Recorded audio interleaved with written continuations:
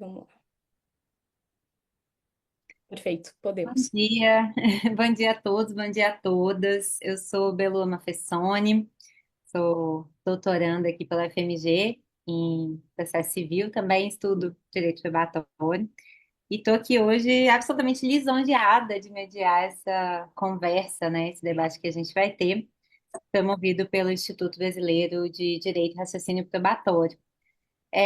Primeiro, por estar aqui, né, falando também em nome do Instituto, por ser membro do Instituto, foi uma alegria, né, imensurável quando o Vitor me telefonou e falou, olha, eu quero você lá com a gente, né, foi o convite mais fácil de ser aceito nos últimos tempos.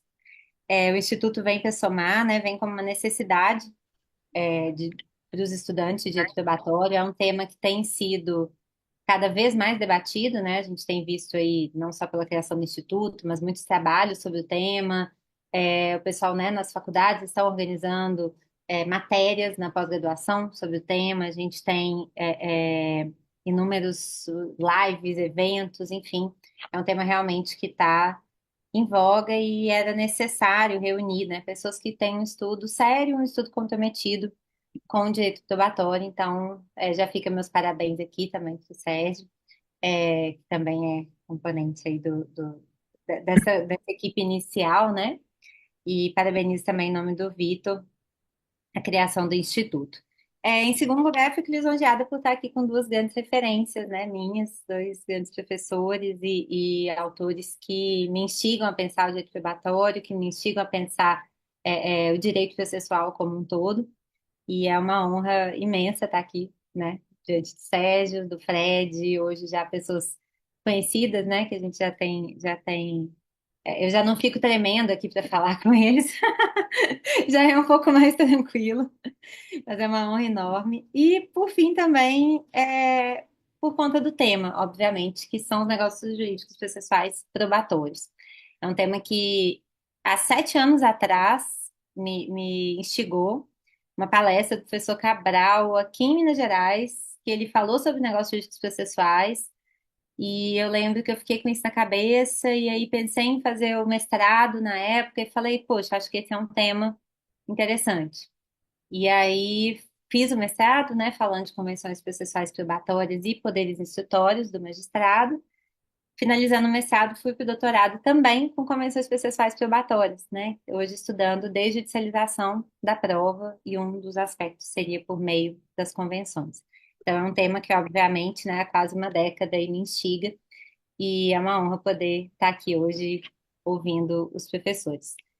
Nós vamos começar, né, com uma exposição do professor Fred, partindo depois para a exposição do professor Sérgio, e no final abrimos para perguntas, para debate, para quem tiver interesse de manter o diálogo. O professor Fred é professor titular da Faculdade de Direito da Universidade Federal da Bahia, da UFBA, livre-docente pela Universidade de São Paulo e advogado. Fred, a palavra está contigo. Obrigada. Muito obrigado, muito obrigado. Saudações a todo mundo. Uma grande satisfação estar aqui com você, Belu, com meu amigo Serginho, um tempo, o mais novo professor titular de processo civil do Brasil, professor titular da do Paraná, para honra e glória da Vetusta Faculdade de Direito da Universidade Federal do Paraná, falar no um evento do Instituto Brasileiro de Direito e Raciocínio Probatório, para mim é uma honra. E eu devo dizer, uma surpresa, né? Porque eu me sinto, já disse isso aqui para vocês, não me sinto um estrangeiro na comunidade, na comunidade de vocês. Eu sou meu conhecimento sobre o tema é muito superficial. Não, não me sinto muito autorizado a participar dessa confraria. Mas, enfim, eu não pedi para vir, vocês que me convidaram. Então, eu vou falar algumas considerações sobre os negócios probatórios. A começar com o nome, eu prefiro negócios probatórios do que negócios processuais probatórios.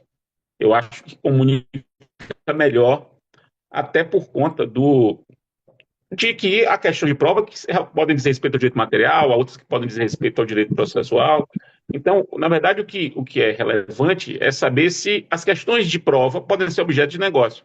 Saber se são processuais ou materiais não é, no meu modo de ver, muito relevante. muito relevante para a gente discutir. Então, prefiro falar negócios probatórios. E também tenho que dizer, no início da nossa conversa, que eu entendo que o espaço do direito probatório é um espaço muito vasto para a negociação. A minha premissa é de que, dentro das áreas do processo, execução, comunicações, recursos, competência, prova, é uma área em que temos muitas, inúmeras possibilidades de negociação. Então, isso também é uma premissa do meu raciocínio. Uma outra premissa do meu raciocínio é a de que a gente não vai encontrar na jurisprudência esse assunto. O lugar para encontrar esse assunto não é na jurisprudência. Eu faço esse registro sempre, eu tenho falado bastante sobre isso. Erra quem começar a estudar esse assunto tentando buscar no STJ julgados sobre negócio probatório. Porque os negócios probatórios estão nos negócios, nos instrumentos negociais. É lá que a gente tem que procurar. A pesquisa é muito mais difícil, mas é lá que a gente tem que procurar. É lá que a gente tem que ver a criatividade jurídica aparecendo. E ela aparece. E ela aparece sem o carimbo. O que é que eu quero dizer? Quando você elabora uma cláusula negocial probatória, ela não tá dito lá na cláusula, esta cláusula é um negócio probatório. Não. Evidentemente que não. Você negocia. Por acaso, o objeto da sua negociação envolve o direito probatório, às vezes a pessoa nem percebe isso, mas está negociando. E o negócio, ele vai ser, no mais das vezes, cumprido. E por ele ser cumprido, ele não vai aparecer na jurisprudência, ele não vai ser disputado. Ele só vai aparecer na jurisprudência se ele for disputado. Então, o que a gente vai encontrar, se vier a encontrar? Disputas em torno de uma convenção probatória. E aí a gente vai poder compreender quando o que os tribunais têm dito sobre essas disputas sobre a convenção probatória. E a tendência é que haja, é até intuitivo isso, que haja um número enormemente maior de convenções probatórias não impugnadas do que aquelas que sobram e são impugnadas na justiça. Então, é uma premissa muito importante, muito importante. Essa do meu, a mesma premissa do meu raciocínio, né?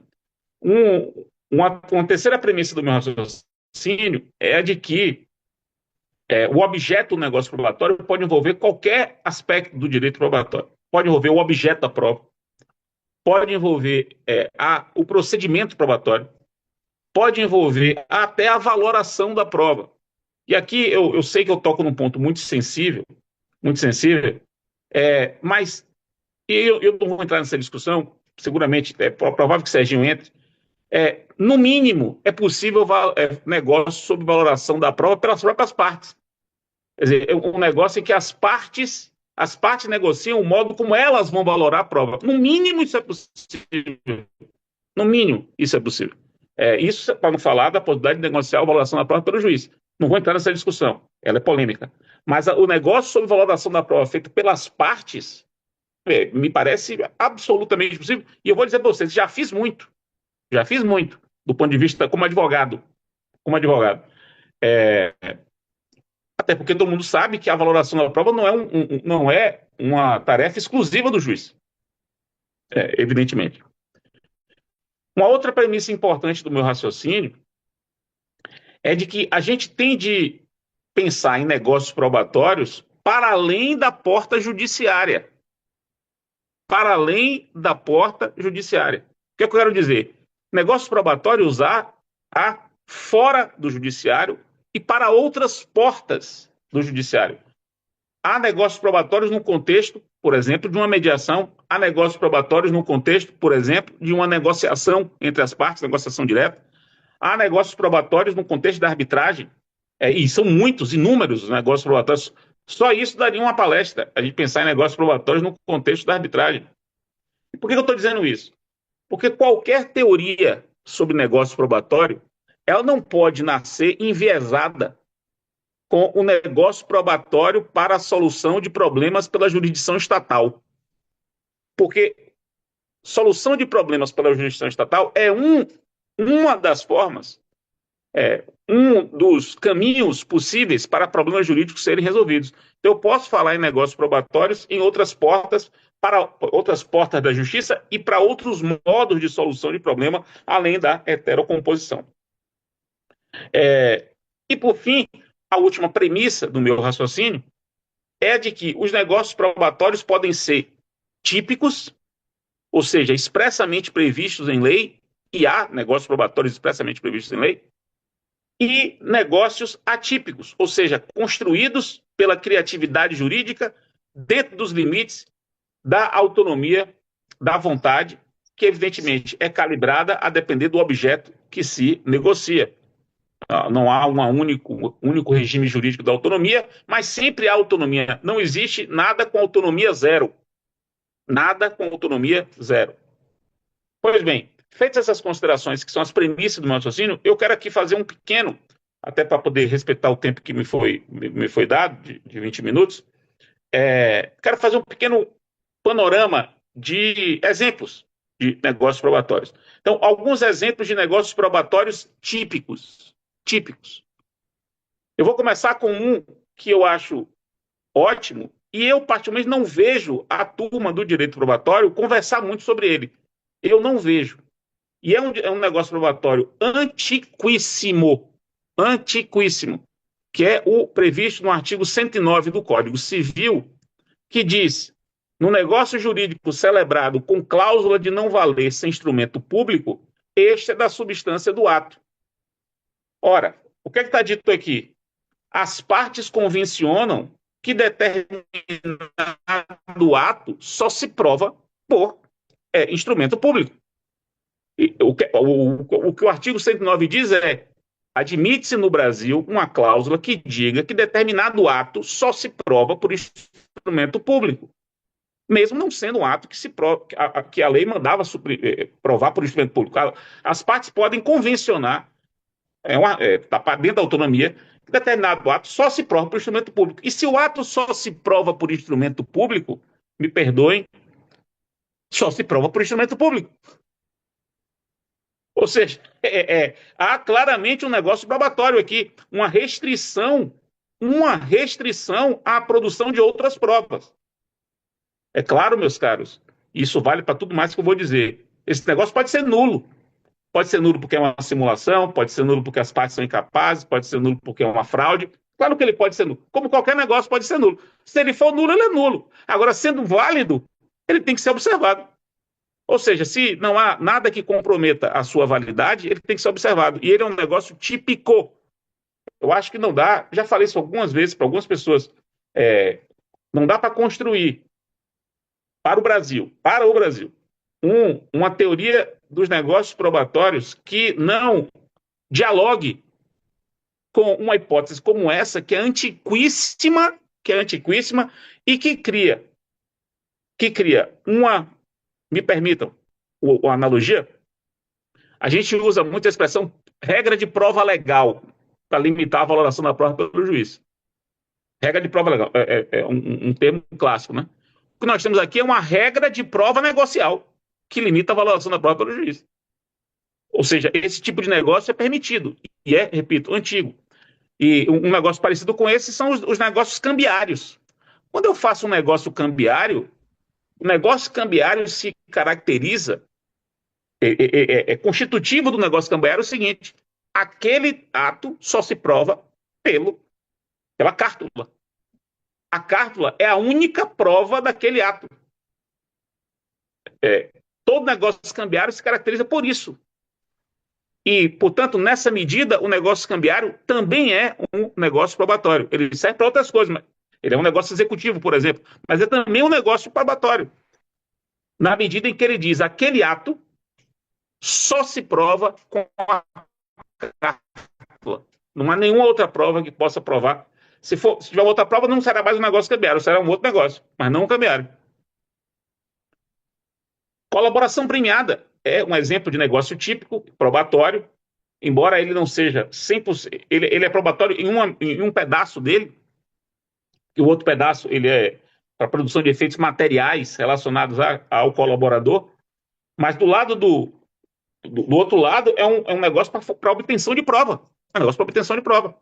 E lembro que a colaboração premiada é um negócio típico no processo penal, mas que, por exemplo, pode ser aplicado tipicamente na improbidade, porque a nova lei de improbidade permite esse tipo no acordo de não persecução civil, você embutir uma colaboração daquele for acusado de improbidade, colaboração para fins de produção de prova.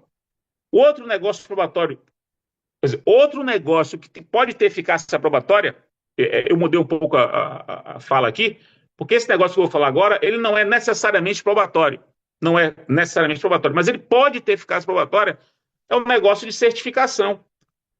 O negócio de certificação, ele pode ter por objeto certificar a existência ou inexistência de um fato, a interpretação e a interpretação de determinado fato. Então, se eu posso, por negócio de certificação, e é típico, o negócio de certificação é típico, tem previsão expressa no Código Civil, no artigo 113, no artigo 421, 121A do Código Civil, tem previsão expressa no negócio de certificação, eu posso negociar, as partes podem negociar, podem atribuir certeza à ocorrência de um fato. Vejam, meus caros, é para além do artigo 374 do CPC, que diz que fato incontroverso não depende de prova. É para além disso. Aqui é um fato em que, por negócio expresso, as partes deliberam que ocorreu ou que não ocorreu.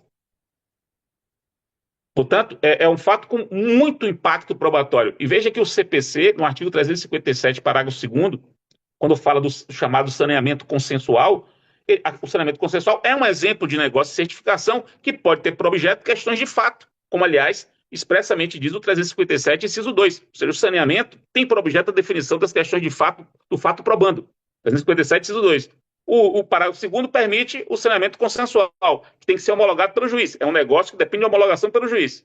Diferentemente dos outros, esse depende de homologação pelo juiz. Mas é um negócio probatório. Quer dizer, pode ter eficácia probatória. Ele não é necessariamente probatório, mas pode ter eficácia probatória.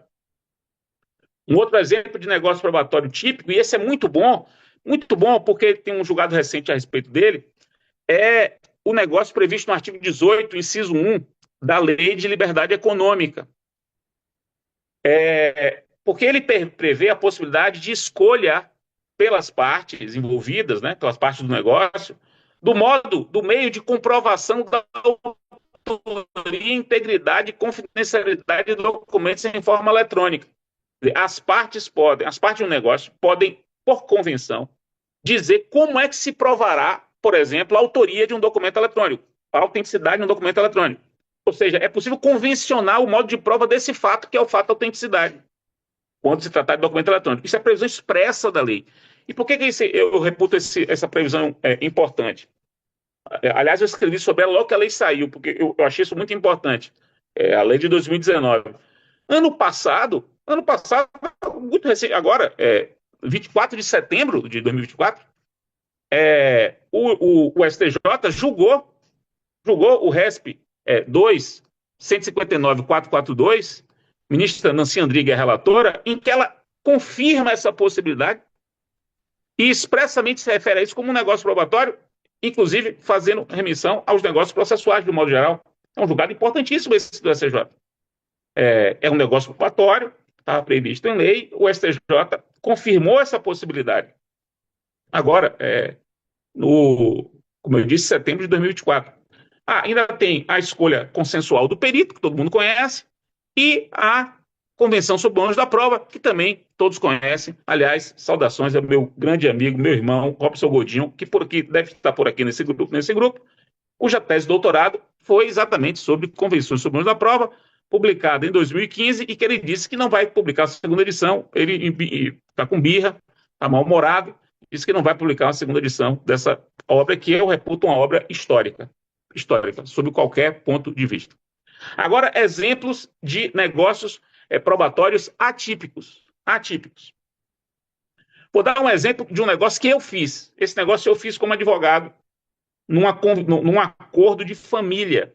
Eu fiz um acordo de família envolvendo um casal, e nesse acordo eu coloquei a seguinte cláusula: numa eventual disputa desse casal em juízo, por bens, por filho, guarda de filhos, enfim, eventual disputa, nenhuma das partes poderia juntar prova, prova de fatos da intimidade do casal.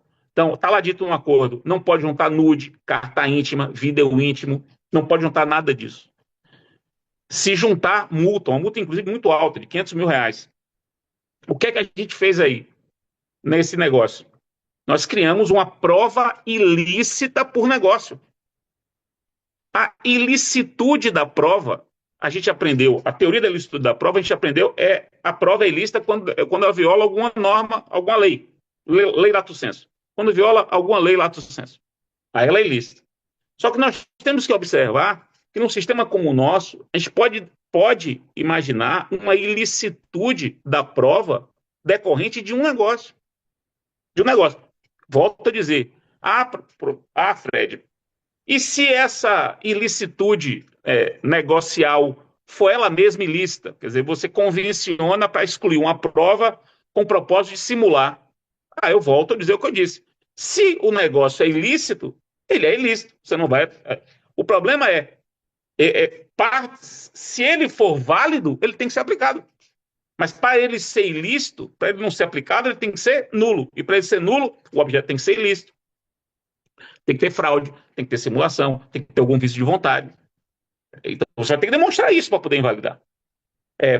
Presunções negociais. Presunções negociais acontecem em todo. É difícil ter um contrato que não tem uma presunção negocial, meus caros. E aqui, mais uma questão do direito da teoria da prova. Quando a gente vai estudar a teoria da prova, presunções, a gente estuda presunções legais e judiciais. Mas esquece que existem presunções que são negociais. Elas não são legais, elas são presunções que decorrem do negócio. Eu recentemente examinei um caso inclusive, conduzido pelo nosso comandante Vitor de Paula Ramos, um caso que ele está conduzindo, ele me procurou para eu poder examinar, é um caso em que ele construiu um grande acordo envolvendo duas partes, ele foi o construtor desse acordo, e esse acordo disciplinava longamente o modo de produção de prova extrajudicialmente. Porque, na verdade, é uma grande negociação entre duas partes para averiguar se a entrega do serviço era uma entrega que estava correta, se aquilo que se prometia entregar estava correto, estava dentro dos padrões de correção. Então, se criou um método de avaliação sobre se a entrega estava correta. Portanto, um método de construção de prova extrajudicialmente. E uma das partes que é muito interessante é o seguinte: uma parte entregará o serviço e haverá um momento da vistoria.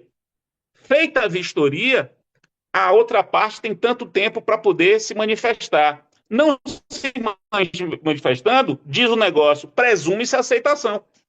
Ora, se eu presumo negocialmente a aceitação, o fato aceitação, que é um fato probando, né, que poderia ser fato probando, considera-se provado. Artigo 374. O 374 do CPC, inciso 4, quando fala fato em cujo favor milita a presunção legal de veracidade, leia-se, fato em cujo favor milita norma, não é só lei, norma que impõe presunção. Presunção legal ou negocial. É o exemplo desse aqui. E há inúmeros exemplos de presunções negociais e, portanto, com grande impacto probatório. Meu tempo está acabando, mas podemos falar em discovery negocial, muito, muito importante. Duas empresas, elas negociam o fornecimento, a troca de documentos antes de uma briga. Podemos falar de produção antecipada de prova obrigatória, convencionada. Você pode convencionar a produção antecipada de prova como obrigatória sempre antes da ação, ou pode convencionar, inclusive, a produção antecipada de prova extrajudicial como obrigatória. É possível você fazer acordo quanto aos custos da prova, um acordo quanto a distribuição do custo da perícia, um acordo quanto à metodologia da perícia, um acordo com... tudo isso é acordo atípico, né? Porque o código só fala em escolha consensual do perito. Estou falando de acordos de perícia adjacentes àquele acordo típico. Então, a amplitude negocial é muito grande. Como meu tempo se esgotou, era isso que eu tinha para dizer. Muito obrigado. Obrigada, Fred. Sempre trazendo aí inquietações, né? Eu vou precisar pedir mais um ano de prorrogação para minha tese agora. de trazer todas essas ideias. Professor Fred, muito obrigada pela exposição. Agora a gente vai ouvir o professor Sérgio Cruz Aranharte. Ele é professor titular da Universidade Federal do Paraná, né? Como disse muito bem o nosso professor Fred aqui, nosso mais novo professor titular. Pós-doutor pela Universidade de Studi di Firenze, procurador regional da República. Professor Sérgio, a palavra é sua. Obrigado, Belu. Obrigado. Em primeiro lugar, eu queria agradecer a você e ao Instituto Brasileiro de Direito e Raciocínio Probatório pelo convite. Queria dizer que, para mim, é uma honra enorme ter sido convidado pelo Vitor para participar desse instituto. Eu acho que o Vitor teve uma iniciativa e uma sacada extraordinária quando criou esse instituto, porque o tema do direito probatório, se a gente olha para 10 anos atrás, era um nada dentro do Brasil. E é alguma coisa muito importante, acho que os exemplos que o Fred acabou de indicar mostram claramente como esse tema é importante e como ele influencia diretamente na solução do processo civil, muitas vezes para nós, sem uma atenção adequada. Então, a criação de um instituto que seja especificamente voltado ao estudo do direito probatório, do raciocínio probatório, eu acho uma percepção do Vitor que foi extraordinária. E por isso eu acho que essa iniciativa, né, ela merece realmente ser elogiada e merece ser ampliada cada vez mais. E essa ideia de fazer essas pílulas a propósito do direito probatório ao longo desse período inicial do Instituto, ao meu ver, tem muito a ver com essa iniciativa e é muito importante para divulgar aquilo que a gente quer, de fato, que seja olhado por nós todos da doutrina e por todo o usuário do direito processual, que é enxergar como isso é importante para o processo e como isso não pode ser menosprezado por nós da doutrina e também pela prática judiciária. Então, eu acho que essa iniciativa foi extraordinária. Quero saudar o Vitor a propósito dessa iniciativa, saudar também a Roberta, que está conduzindo aqui a parte técnica dessa nossa transmissão, saudar você, Belua, e eu, querido amigo Fred, também. Fred, quero dizer a você que, em primeiro lugar, agradecer a você pelas suas palavras, mas, em segundo lugar, dizer que eu é que sou, na verdade, o sujeito que está deslocado aqui, porque acho que até a forma como eu penso o processo e como eu examino essas questões, de certa maneira, mostram que a minha opinião é minoritária dentro daquilo que pensa, por exemplo, a Belua, daquilo que pensa o Robson, que está aqui conosco também hoje, daquilo que pensa até o Arthur, de certa forma. Então, eu estou, na verdade, aqui pronto para tomar as porradas de todo mundo. Mas é bom também, Ministério Público, a gente gosta de apanhar dos outros, né? É alguma coisa que acho que é íncita à função da gente de Ministério Público. Mas queria dizer que é muito legal de poder compartilhar com todos vocês. Queria saudar todos aqueles que estão aqui presentes conosco nessa transmissão e também aqueles que depois vão assistir a essa transmissão futuramente. Então, queria saudar aqueles que estão aqui, o Diogo, o Arthur, o Robson e tantos outros que estão aqui conosco. E queria iniciar reiterando uma premissa que o Fred trouxe e que, na minha opinião, é fundamental, que é: não há propriamente um único discurso sobre negócios processuais em matéria probatória, na minha opinião. Aquilo que o Fred colocou, a meu ver, é essencial para a gente entender o problema que a gente está examinando e poder fazer um discurso adequado a uma determinada estrutura com a qual a gente vai tratar o problema dos negócios processuais. A meu ver, tem toda a razão o Fred quando diz que há uma diferença fundamental, e quem estuda a prova sabe muito bem disso, né? Pensar as regras processuais probatórias de natureza material e as regras materiais probatórias, né? Uma coisa é pensar aquilo que o direito material regula e que tem impacto para o direito probatório, e isso é tratado pelo direito material, segundo as premissas do direito material, segundo as regras do direito material, segundo a lógica do direito material. Outra coisa é pensar a regra processual que discute prova, que também tem suas próprias premissas, seus critérios de validade, seus critérios de existência e de eficácia. E a gente não pode misturar esses campos, justamente porque a gente corre o risco de confundir as conclusões a que a gente chega a propósito desse assunto. Por exemplo, o Fred mesmo mencionava uma regra que, a meu ver, é de conteúdo material, que tem a ver com o problema da prova e que se encaixa ou se insere dentro de um universo próprio e que exige um raciocínio próprio, que é o problema da forma do negócio jurídico.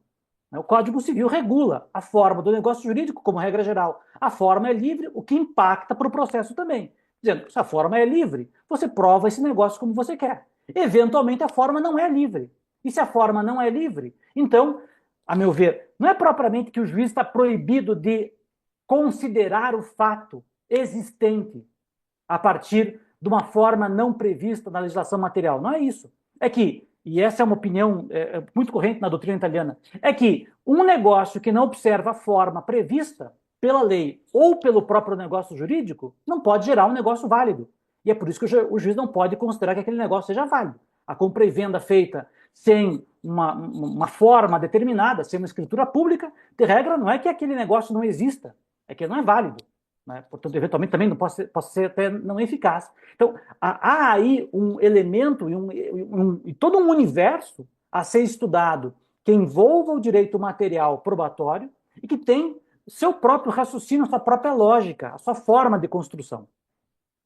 Por outro lado, a meu ver também, o professor Fred coloca muito bem essa questão, é preciso pensar que mesmo no campo processual, das regras processuais probatórias, né, nós temos regras processuais probatórias que vão ser dirigidas ao processo judicial tradicional, aquele que vai se desenvolver perante o Poder Judiciário, porque lá eu tenho também um elemento próprio, que é valores públicos que estão imbuídos no processo e que precisam também ser observados, e há toda uma outra racionalidade, que, a meu ver, também se desenvolve para outras áreas e outras formas de solução de controvérsia. Como disse bem o Fred, né, eu posso pensar em regras processuais em matéria de prova aplicáveis à mediação, à arbitragem e a outros meios de solução de conflito que sejam diferentes daquelas cabíveis para dentro do direito processual voltado ao Poder Judiciário.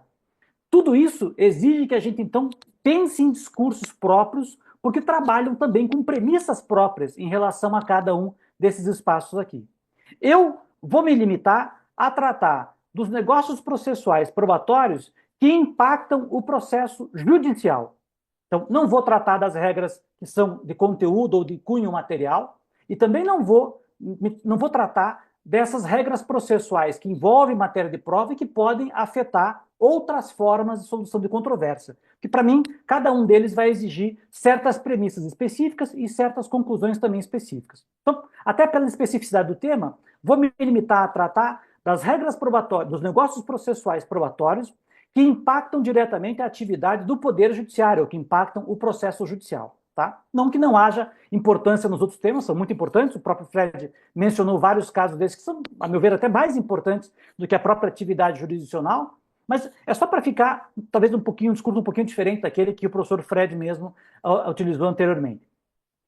Bom, no campo dos negócios processuais probatórios que se ligam ao Poder Judiciário e à atividade jurisdicional, eu diria, há também uma outra divergência que precisa também ser mencionada, porque vários autores pensam de forma diferente esse tema. Nós temos desde professores como o professor Antônio Cabral, que enxergam a ideia do negócio processual apenas naquelas situações em que as partes têm o poder de transigir e impor a terceiros, inclusive ao Poder Judiciário, as conclusões do seu negócio, né? Indo até aqueles outros autores que entendem que nós podemos ter um negócio processual também quando eu tenho a própria figura do juiz envolvida. Então, por exemplo, quando eu tenho um negócio sobre a certificação dos fatos sujeita à homologação do juiz, para alguns autores, isso não constitui um negócio processual próprio. Isso constitui um requerimento passível de uma análise judicial. Né? Para outros autores, não. Isso é uma outra forma de um negócio processual. Nós precisamos fazer também essa diferenciação, porque há também consequências diferentes, conforme eu inclua ou exclua o juiz como um sujeito, um ator, digamos assim, do negócio processual específico. Né? Para aqueles que veem o negócio processual só como uma atividade desenvolvida pelas partes, muito provavelmente vai haver algumas conclusões que são diferentes do que para aqueles autores que enxergam também negócios processuais que envolvam a autoridade judicial. Tá? Então, só tomem esse cuidado, porque também vai haver diferenças aí que podem impactar na maneira como a gente vai enxergar esse tipo de atividade.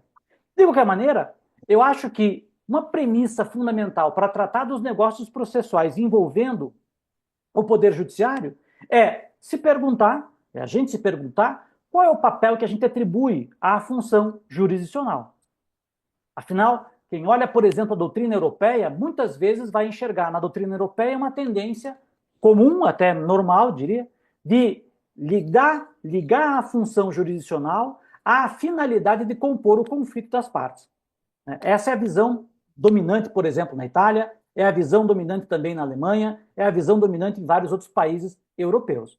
E quem enxerga o processo como uma atividade desenvolvida, sobretudo, para as partes, para a composição do conflito das partes, muito provavelmente vai dar uma amplitude muito maior para os negócios processuais do que aqueles que enxergam outros fins, sobretudo fins públicos, para dentro do processo. Eu, particularmente, junto com o professor Marinoni, quando a gente escreveu o livro sobre prova, nós sempre tivemos uma perspectiva muito mais publicista do processo. Somos até chamados pelo professor Antônio Passo Cabral como hiperpublicistas, então eu, até fazendo jus ao título que eu ganhei do professor Antônio, eu sou hiperpublicista, talvez por definição. Eu enxergo esses fins públicos do processo como alguma coisa muito importante. A preservação da segurança jurídica, das liberdades das partes, a ideia da formação da coisa julgada, do desenvolvimento do direito, são valores, a meu ver, muito importantes para o processo, e por isso o processo tem fins públicos que não podem ser subordinados apenas a esse outro fim, que é a composição do conflito das partes. E se esses outros fins existem, então acaba que o meu conceito e a minha ideia sobre os limites dos negócios processuais acaba sendo mais restrito do que algumas outras ideias que talvez sejam desenvolvidas por outros autores dentro do processo civil.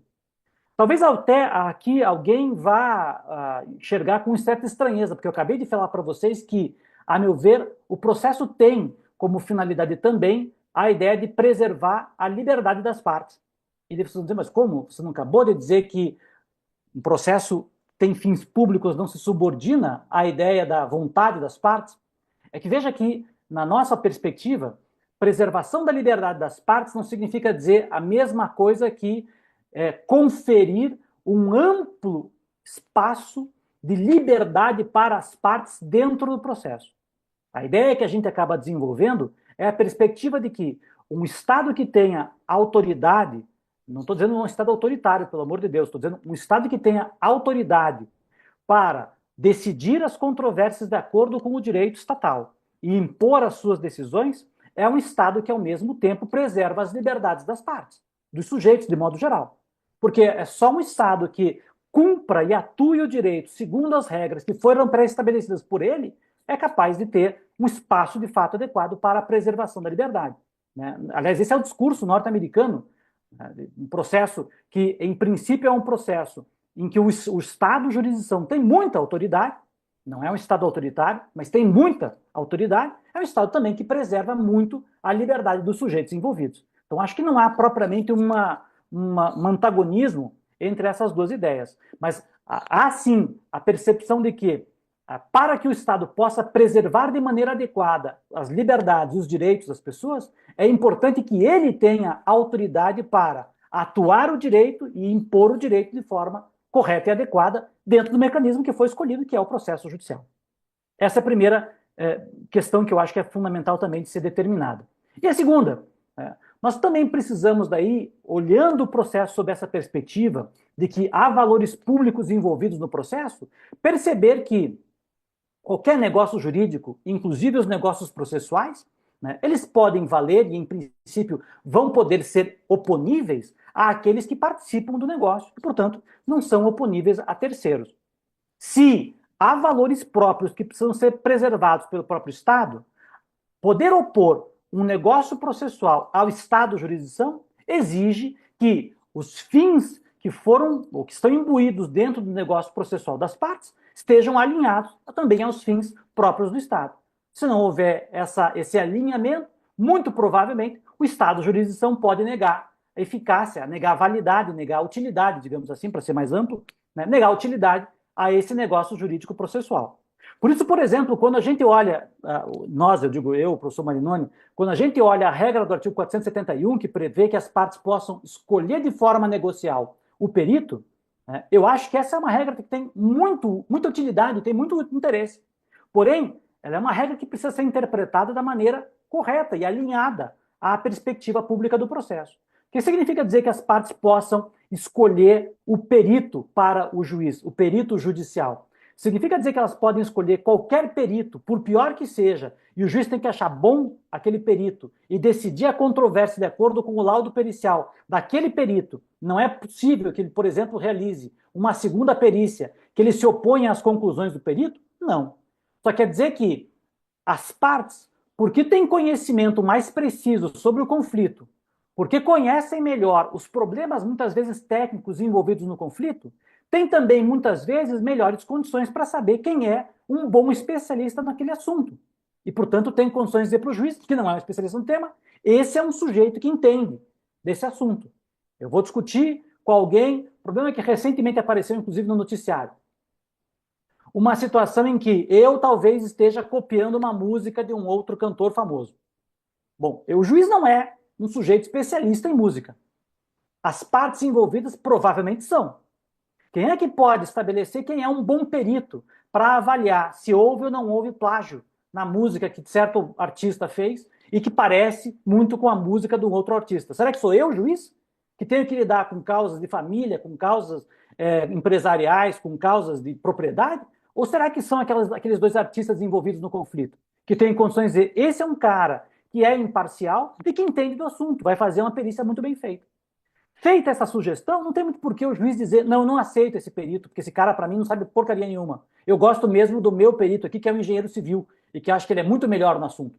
Né? Claro que não tem muita lógica nesse tipo de situação. Aí sim, eu vejo um alinhamento de perspectivas entre a função jurisdicional e os seus objetivos públicos e esse ato negocial praticado entre as partes, que, portanto, vai, a meu ver, também surtir o seu efeito natural. Agora, do outro lado, eu não diria viável que eu possa, por exemplo, negociar com a outra parte que vamos excluir do juiz a possibilidade de fazer uma prova pericial aqui. A gente não quer prova pericial. A gente quer que o juiz ouça a música e diga se tem ou não tem plágio nessa música aqui.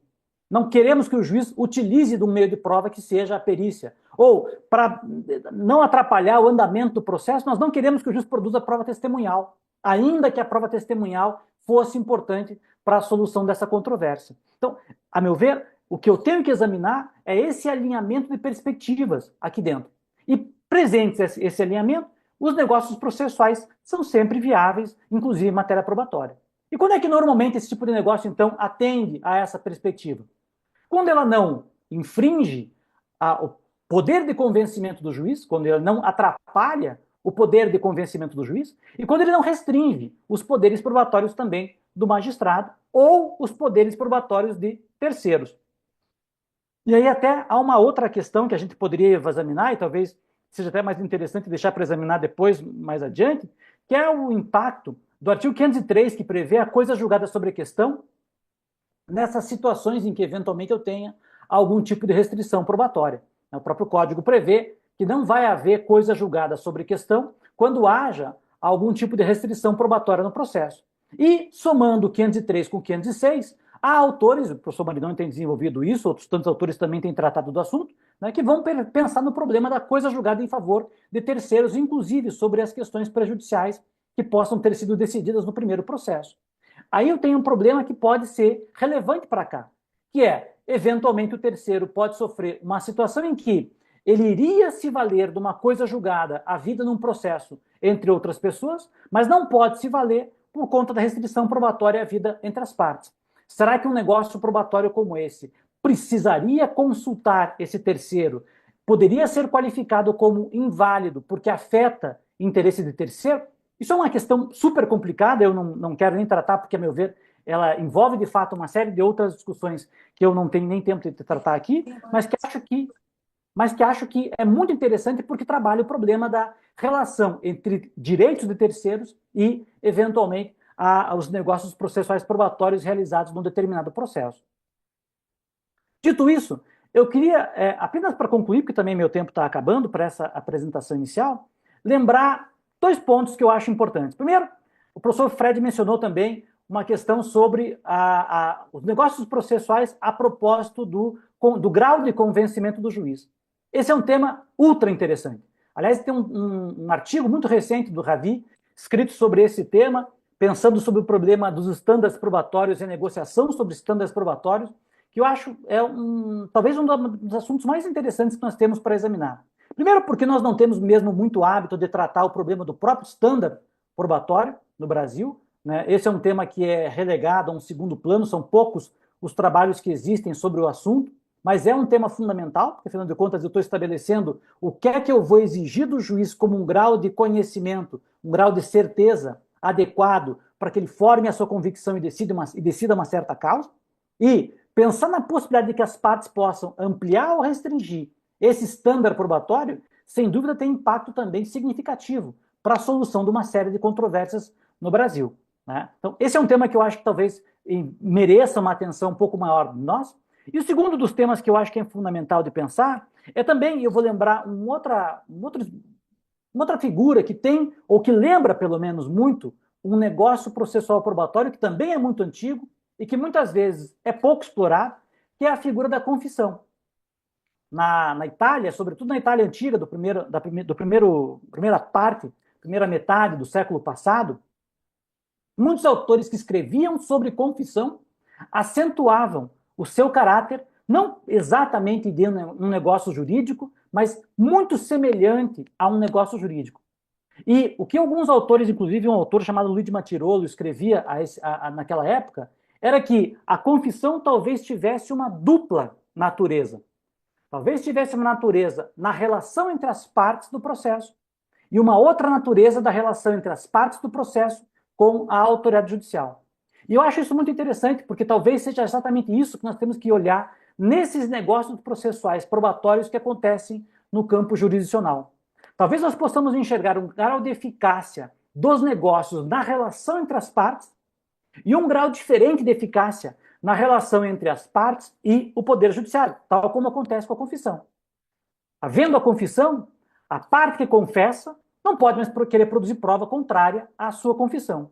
E a parte beneficiada pela confissão fica dispensada de produzir prova do fato que foi confessado. Artigo 374 do Código de Processo Civil.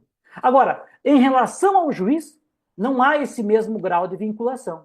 O juiz pode afastar a confissão desde que ele entenda que aquela confissão é inverossímil e que aquele fato que foi confessado não é verdadeiro ou haja outros elementos do processo que indiquem para ele um sentido diferente. Talvez nós pudéssemos estender essa mesma lógica em relação aos negócios processuais de modo amplo para aquilo que acontece no campo da prova.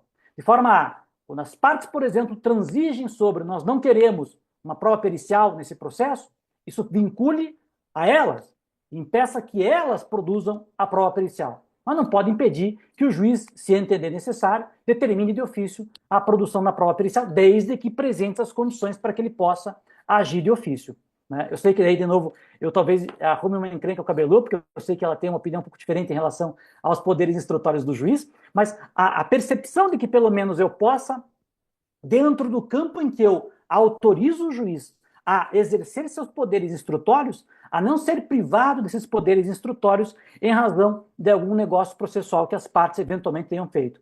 Então, há um grau de vinculação para as partes, desde que, claro, esse negócio seja válido e seja eficaz, mas que haja um outro grau de vinculação para a autoridade judiciária e até mesmo para terceiros que não tenham participado desse processo. Vou citar o exemplo do Ministério Público, num certo caso que atue, por exemplo, num conflito coletivo de terra, alguma coisa do gênero.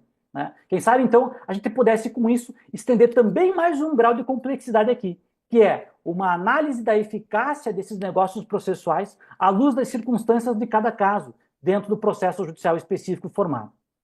Eu termino, então, essa primeira parte dessa minha exposição renovando o agradecimento para estar aqui com todos vocês e dizendo que eu fico muito contente, mais uma vez, de estar aqui discutindo esse tema, que é um tema altamente complexo, e agora ouvindo, esperando as pedradas que eu vou tomar de todos vocês aqui. Muito obrigado. Professor Sérgio, muito obrigada. A gente agradece muito a participação e todas as inquietações, né? Tô vendo que o Gustavo até mandou aqui um artigo, né, no chat. Fica aí para quem tiver interesse. Professor Fred, eu sei que o senhor tem um compromisso, né? Eu acho que vai ter que sair agora, uns minutinhos, agora, né? Eu tenho uma reunião agora. Ah, então tá bom. Então vamos ter que deixar o debate com o professor Fred. Ele fugiu, né? Depois eu vejo. Depois eu vejo no YouTube. Perfeito. Professor, muito obrigada, viu, pela participação. A gente vai seguir aqui mais alguns minutinhos. Valeu, Obrigada. meus queridos. Feliz Um 2025 para abração, Fred. vocês. Obrigado para Abraço, meu você querido. também. Abração. Obrigado. Pessoal, quem tiver alguma pergunta, né, e já quiser aí, pode abrir o áudio, pode levantar a mão ou então mandar aqui pelo chat. Professor Sérgio, eu vou começar, na verdade, até uma inquietação que a sua palestra, né, e a do professor Fred trouxe. Eu não vou entrar nos poderes institucionais, porque eu acho que isso a gente já debateu, né? Eu acho que é insolúvel aqui nesse debate tão curto, né? Mas em relação à participação ou não do juiz nos negócios processuais, né? O Fred até trouxe isso, né? Se o juiz é parte ou não da negociação probatória. Eu não sei exatamente o posicionamento do professor Sérgio sobre isso, se ele é ou não é parte, né? Eu sei que existe uma discussão acadêmica muito grande em relação a isso. E eu tenho pensado muito na cooperação judiciária, porque a cooperação, né, é um tema, inclusive, que o professor Fred tem trabalhado com muito afinco também, e que eu acho que nós que estudamos direito probatório temos que voltar os olhos para isso, porque a Resolução 350 ela vai falar, inclusive, de atos probatórios, né, feitos por cooperação. E a gente tem visto atos probatórios na prática, né, realizados por cooperação. Aqui em Minas Gerais, nós tivemos, em outros estados também, mas nós tivemos recentemente também um ato de cooperação entre o Judiciário e o INSS. Foi muito interessante, né, que foi uma produção de provas por vídeo, que o INSS está concordando, né, que a outra parte poderia provar por meio de vídeos, né, de auditiva de testemunhas, a existência ali de, por exemplo, né, se é trabalhador rural ou não, enfim, algumas questões poderiam ser provadas aí de maneira até extrajudicial, e o INSS concordando com essa prova. É um assunto que tem me inquietado, né? Também faz parte da tese, mas essa cooperação judiciária para produção de provas, eu queria ouvir, não sei se, né, o professor Sérgio já pensou um pouco sobre isso também, seriam convenções processuais ou não, né? Aí vai depender se o juiz participa ou não. Queria te ouvir um pouquinho sobre isso, professor Sérgio. Obrigado. Aliás, isso é coisa que você que tem que responder, porque você que está escrevendo uma tese sobre o assunto. Mas o que eu diria? Mas eu tô coletando informações, né? Eu estou na fase da pesquisa. A minha observação lá no começo foi só para dizer que é preciso que a gente defina o que sejam os negócios processuais, porque conforme você definindo de um jeito ou de outro, você vai ter uma conclusão ou outra aqui, né? Por exemplo, se eu digo que o negócio processual só é a vida entre as partes, o juiz é sempre um terceiro. E se ele é sempre um terceiro, então eu sempre posso tratar ele como alguém alheio a esses efeitos do negócio. Se ao contrário eu incluo essas convenções processuais em que o judiciário é parte, né, aí eu tenho que pensar de outra maneira, porque as convenções em que o judiciário participa, né, primeiro, precisa ser pensadas à luz de quem é que representa o Poder Judiciário nesses negócios processuais, quem é que atua em favor do Judiciário aí, né, e qual é a consequência, portanto, do negócio celebrado por esse órgão jurisdicional. Né.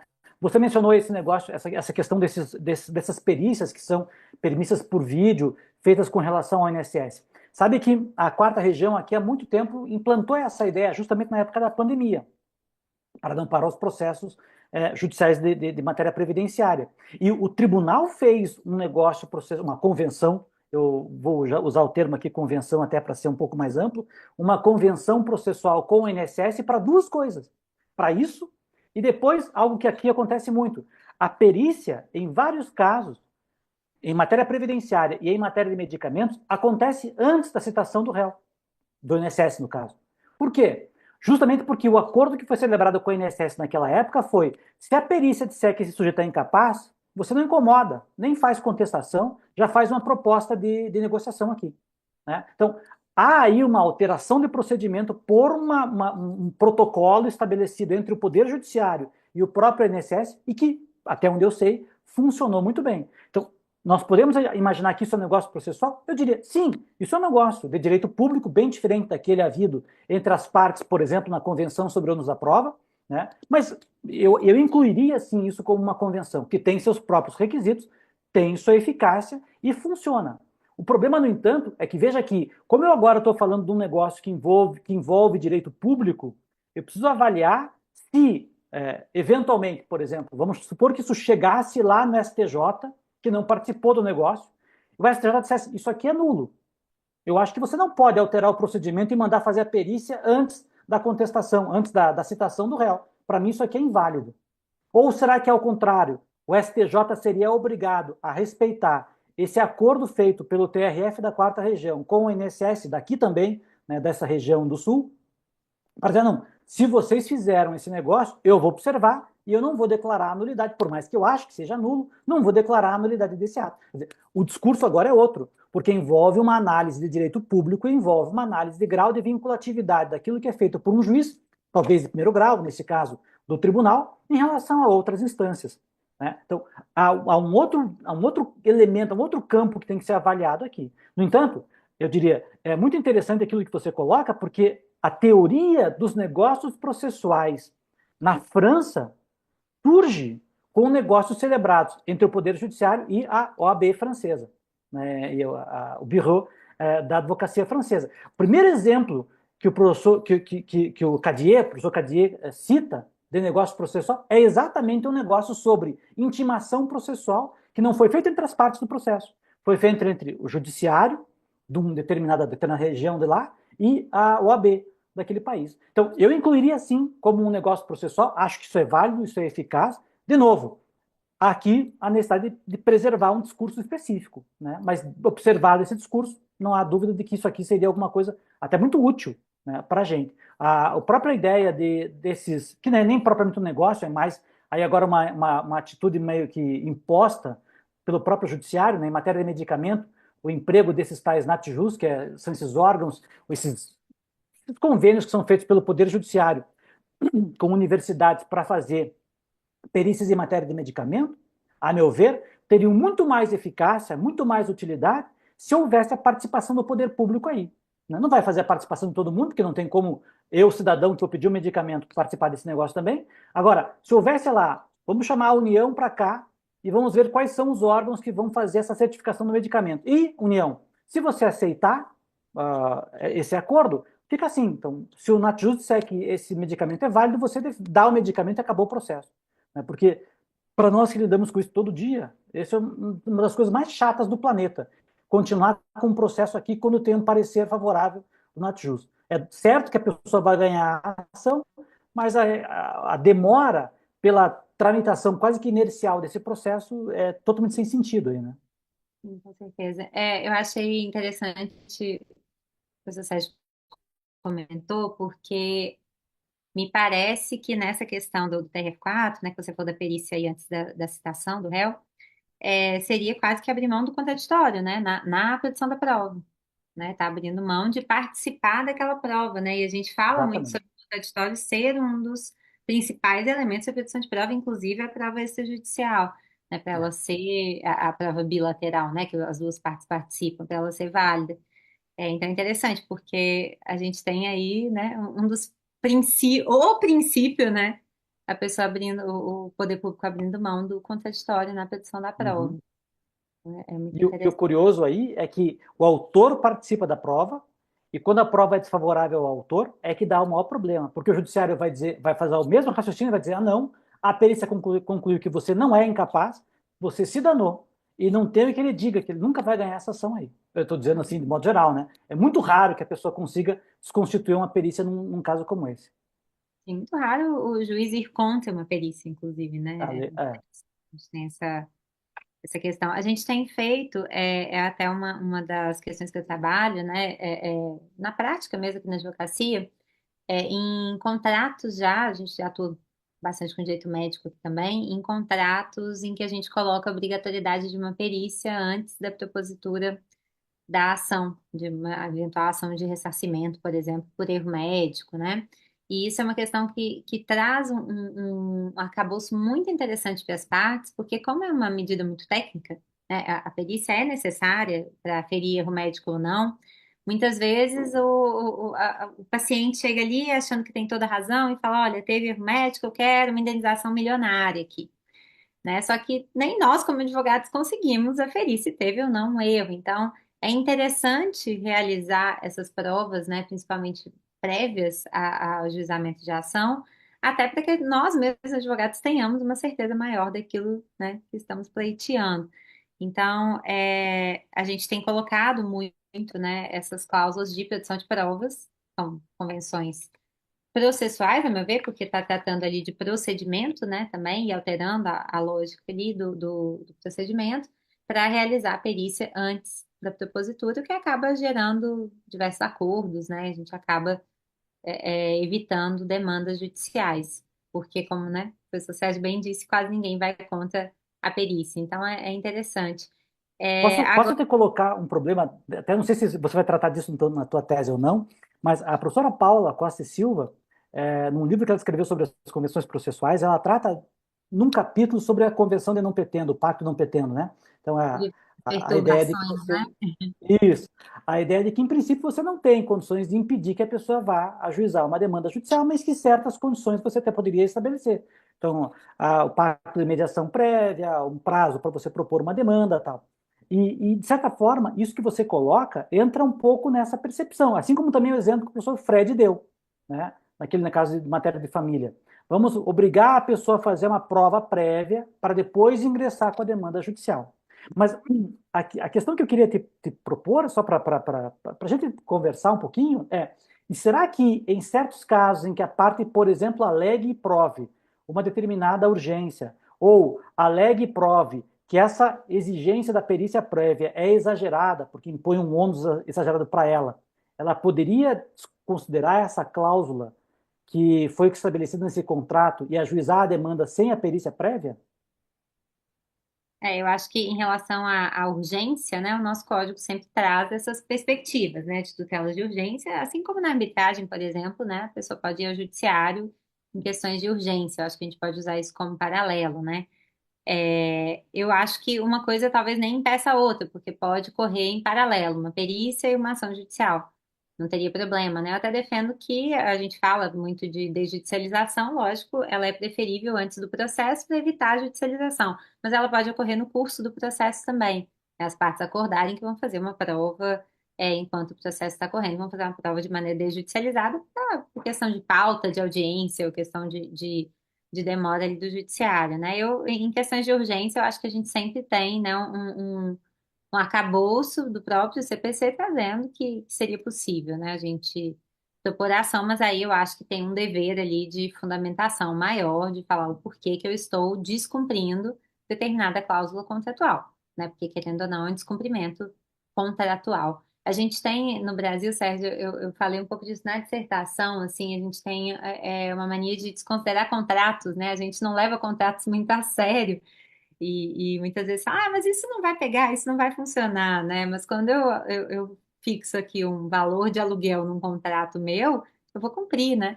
Então, a ideia é que as convenções, como o professor Fred falou, elas sejam cumpridas. Se eu vou descumprir, eu preciso, obviamente, ter algum tipo de fundamentação ali, que seja pautada na urgência, ou enfim, às vezes até numa eventual nulidade da cláusula, né?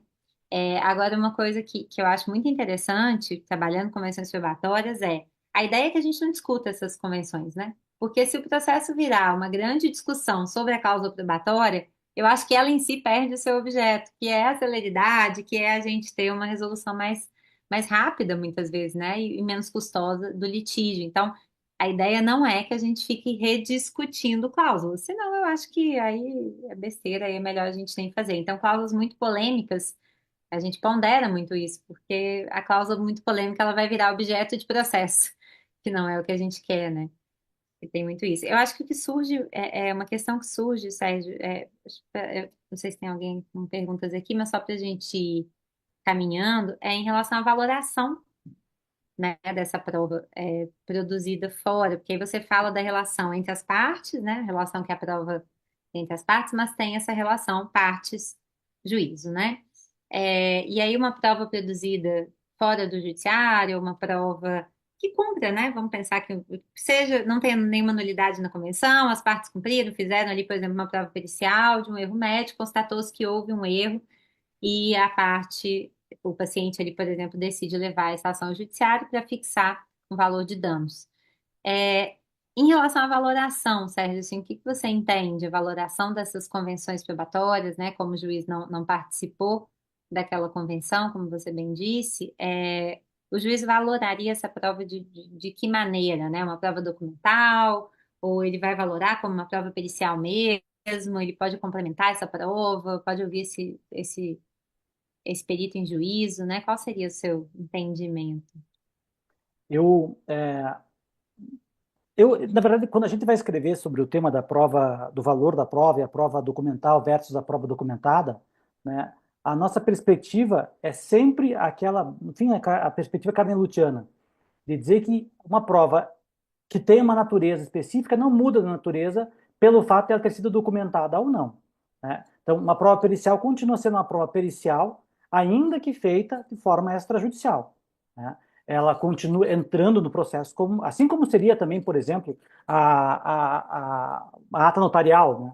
A ata notarial não é porque eu, notário, eu, oficial público, certifico que alguma coisa aconteceu, que, a meu ver, isso se torna uma prova pericial, se torna uma prova testemunhal, ela se torna aquilo que ela é, né? Uma ata notarial, ela tem muito mais um caráter ligado a uma prova documental. E do mesmo jeito essa prova pericial. Não é o fato de que ela aconteceu fora do Poder Judiciário que transforma ela numa prova documental ou uma prova testemunhal. Ela é uma prova documentada, embora tenha conteúdo de prova pericial.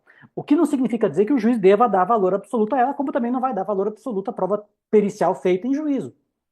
Da mesma maneira como ele pode afastar a conclusão do perito judicial, ele pode determinar a realização de segunda perícia, a mesma coisa vai acontecer aqui, né? Então, não é o fato de que eu levo uma testemunha para fazer um depoimento em cartório e junto isso no processo que transforma aquele depoimento numa prova testemunhal, numa prova documental, perdão, e também não é o fato de que eu faço essa perícia fora do juízo que eu transformo essa prova pericial numa prova documental. Ela continua sendo prova pericial, né?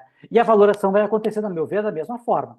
O que talvez seja mais interessante aí, que é um problema que os americanos hoje discutem muito, é a questão da avaliação do conhecimento desse perito que foi feito extrajudicialmente, que foi escolhido pelas partes extrajudicialmente, portanto, sem o crivo do Poder Judiciário, e que agora tem que ser examinada pelo órgão jurisdicional, né? É o problema de saber se, sobretudo hoje, até o Vitor escreve sobre isso, e outros tantos autores têm escrito agora mais recentemente sobre isso, né? Quando o código pensava a prova pericial lá atrás, quando ele imaginava a prova pericial, né, ele supunha uma premissa que hoje em dia é certamente rechaçada, que é a ideia da unicidade da ciência.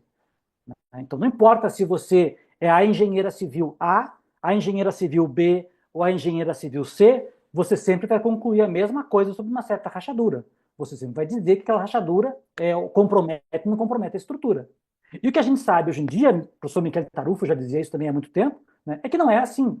A ciência não é unívoca, ela pensa de forma diferente. Portanto, pode haver que eu e você sejamos especialistas no assunto X e olhemos para o mesmo fato e concluamos de forma diferente. Você é uma médica e vai dizer, esse doente tem que tomar Tilenol. E eu vou dizer que ele tem que tomar AS.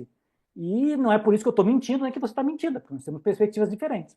Então, o grande problema aí talvez seja essa possibilidade e o estabelecimento de critérios para que o juiz possa dizer, esse cara que vocês escolheram como perito, não dá. Esse sujeito aí não dá. Ou dá. E eu não gosto da conclusão dele, mas eu vou ter que aceitar. Porque, do contrário, fica sendo esse elemento subjetivo que a gente tem hoje em dia, que é, não é porque vocês escolheram um perito e eu não gostei, porque ele não é o perito do juízo, porque eu confio nessa pessoa aqui que eu nomeio em todas as perícias. Então, como não foi esse cara que fez a perícia, eu nesse cara que vocês escolheram não confio. E eu vou fazer a perícia de volta só porque eu não confio nesse sujeito. Por mais que a perícia dele seja boa, seja melhor até do que a do meu perito, não sei o quê, né? É isso que nós precisamos hoje em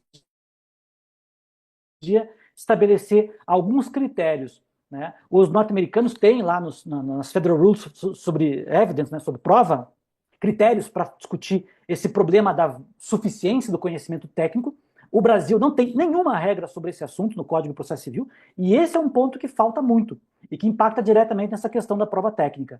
A avaliação do conhecimento do perito judicial ou extrajudicial, ele é medido hoje no Brasil segundo a minha subjetividade e não segundo a objetividade do conhecimento que ele transfere ou daquilo que é aceito pela comunidade daquela área específica e que é tido como razoável, por mais que possa não ser a única opinião válida sobre o assunto, né? A gente tem vários casos, inclusive nesses casos que você mesmo mencionou, né, problema de saúde, em que junta lá, eu chego com o processo X e junto o laudo do outro caso, bem parecido com o meu, que diz que o medicamento tinha que ser deferido. E no meu caso, o médico diz que não é para ser deferido. E aí você fica nesse, pô, e agora? Como é que eu faço? Quem é que tem razão? O médico A ou o médico B? Talvez os dois. Mas talvez o fato é que nós temos que começar a aprender que a ciência também não é unívoca, que ela pensa e permite que eu possa ter conclusões diferentes a partir de fatos muito semelhantes. E que isso é normal da ciência também, né? Então, eu acho que esse teu ponto é muito importante e mostra a importância de nós pensarmos nisso, né, em critérios técnicos para a avaliação do conhecimento técnico do órgão pericial, né?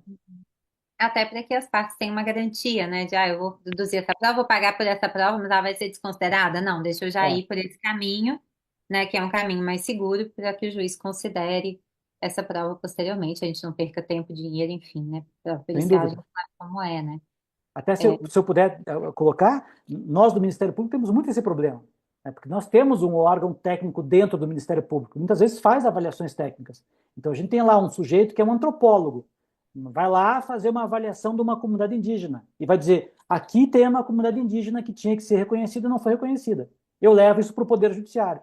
Que valor isso tem para o órgão jurisdicional? De regra nenhuma, porque essa pessoa é ligada ao Ministério Público, é até normal eu imaginar que ele faria alguma coisa atendendo ao interesse A ou B. Mas muitas vezes não, ele atua de forma imparcial, né? Porque também nós, em tese, deveríamos atuar de forma imparcial. Então, essas discussões de fato mostram como há uma necessária crise de avaliação entre o que acontece fora do processo e dentro do processo e essa frustração de expectativas, né? Então, eu vou lá e digo: isso aqui é uma área de mangue, e no fim não é, o outro perito diz que não é, etc. Né? a produção antecipada de provas ajuda muito nesse sentido, né? O professor Uhum, Cabral até numa palestra em Brasília, que a gente referiu juntos, ele estava falando sobre isso, sobre casos em que o Ministério Público, né, não tem, não sabe realmente se está ou não acontecendo determinado fato ali, uma uhum. erosão, algo nesse sentido.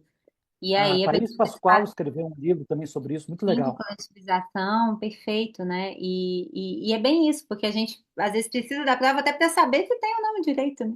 É, E o com Ministério Público certeza. da mesma forma, né? Principalmente. Então, apurar primeiro, né? Fazer uma petição antecipada para depois ter mais segurança no ajuizamento também. Eu acho que isso é uma mudança paradigmática muito interessante do CPC de 15, né? A petição antecipada de provas, ela é um instrumento incrível, né? Como o professor Fred falou, podemos convencionar também uma petição antecipada de provas antes de ajuizar determinada ação, né? Acho que isso é uma Sem das dúvida. convenções probatórias aí muito interessantes que a gente pode utilizar.